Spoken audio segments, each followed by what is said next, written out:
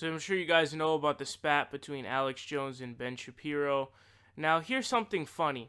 So basically, just a little quick kind of sum up if you haven't heard about it. Basically, Ben Shapiro was criticizing Kanye West for going on InfoWars. I don't even know if he actually ended up going on InfoWars or not, but basically he was saying that they shouldn't go on his show because he's a complete asshole and a lunatic and an asshat, and I gave him props for having some reasonable standards. But here's something that's funny, okay? You guys know the sport of debating. You guys know that they love debates. You guys know that they spew a bunch of bullshit in debates and love to do that. And that there are a monsoon of videos of multiple channels whose literally entire channel apparatus is just posting videos saying Ben Shapiro destroys, Ben Shapiro owns blank, blankety, blank, blank, blank. And that's their entire channel. And so here's something funny. Alex Jones sent out this tweet saying, since hashtag Tiny Ben Shapiro thinks he can control who can come on my show as guests and who can't, I challenge him to debate me on one of his platforms or on mine. He can name the place, date, and time, and if he doesn't, he's a neocon coward just like Glenn Beck. Now, this is interesting, right? So, Ben Shapiro is someone who's known as this kind of a big-time debater and just debating everyone. But as Ben Shapiro doesn't want to go on his platform, clearly he's not going to go for a debate with Alex Jones. Now, I think in this situation, oddly enough, I think that objectively looking at the debate, I think Ben Shapiro would win.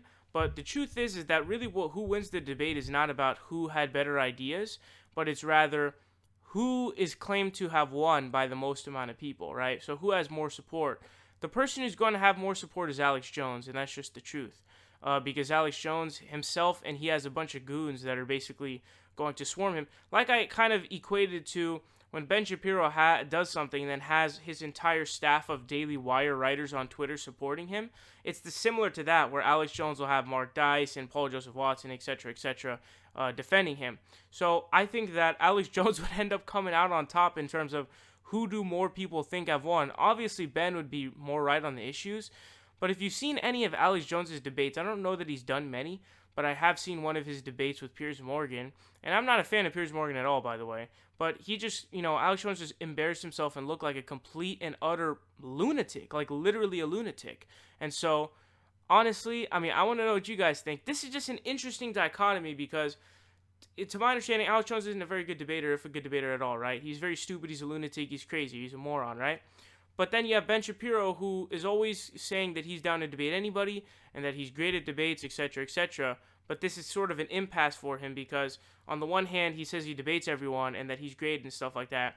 But on the other hand, he doesn't want to do it because it's an idiot like Alex Jones.